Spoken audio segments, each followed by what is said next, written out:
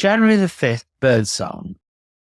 In the intense cold or after a snowfall, the whole landscape falls strangely silent. Once this passes, birds soon start to sing again. The relatively quiet hedge sparrow is quick to start duetting.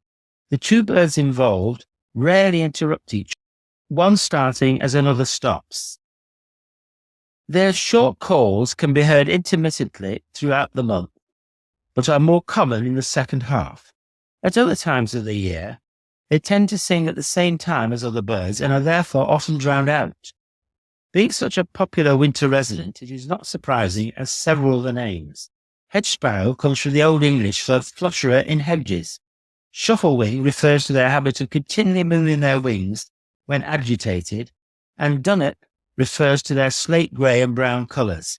Hedge accenter originates from their usual habit of singing along with other birds. A less commonly known name, the foolish sparrow, is due to it being taken advantage of by cuckoos. Dunnet itself just means small brown bird. Hedge sparrows also have an unusual way of hopping, with one leg projecting slightly in front of the other. They are also well known for their promiscuity. Males often have two partners and are also known to change them and share them. The females are a little better, often giving their alpha males the slip to copulate with beta males. Copulation itself is quite an affair, occurring once or twice an hour for over a week. Frustrated males are even known to destroy eggs to encourage more interest from the females. All this activity from the small drab bird we see skulking under bird tables looking for insects. Towards the end of the month, wrens also start to be heard again. Their rattling call can be heard every month of the year, but now there is a very definite increase in the amount of time that they devote to singing. The robin's song is for many the most enjoyable, as well as being the most often heard in January. Certainly this is true in London's gardens, where it may be singing night and day, being interrupted possibly by a tit, a thrush, or a cooing wood pigeon, but little else. Woods at this time of year are largely silent places, but you can occasionally hear the thin, high-pitched, repeated Sioux calls of the tree peeper. In coniferous woodland, this may be replaced by the even thinner, higher calls of the goldcrests.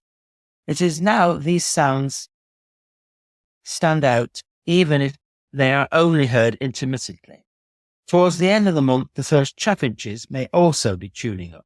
It is worth remembering that no two robins sing alike, and perhaps you could get to recognize the particular voice of the robin in your garden. On open grassy areas, partridges can sometimes be heard, and skylarks may also now be venturing a little song towards the end of the month. It is usually just a short burst of song, and even then not flying too high as they deliver it.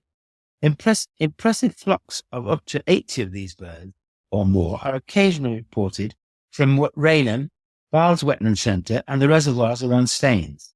The ringing call of the green woodpecker as he flies away is one of the most welcome of all January sounds. It comes over as an unmistakably loud and contemptuous laugh. Starlings may now be seen huddling together on telegraph wires, both sexes singing loudly with their throat feathers puffed out. Their songs or vocalizations are a bizarre mix of descending whistles, clicks, grunts, warbles, and chuckles. And among all these sounds, it is always worth listening for any mimics of local sounds, such as wolf whistles or telephones, which may also be included. Crows are not calling a lot, but when they do, they make a lot of noise. The male projects his head and almost seems to bellow for attention. He has an even louder motor horn call, which is characteristically heard at this time of year, as well as some coughing.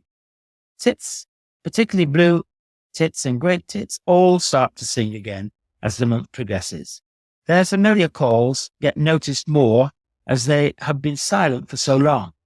Odd phrases are heard at first on warm days, then a change in momentum and frequency occurs. They may still be part of mixed flocks, which possibly now include cold tits. In gardens, we start to hear the familiar teacher calls of the great tit.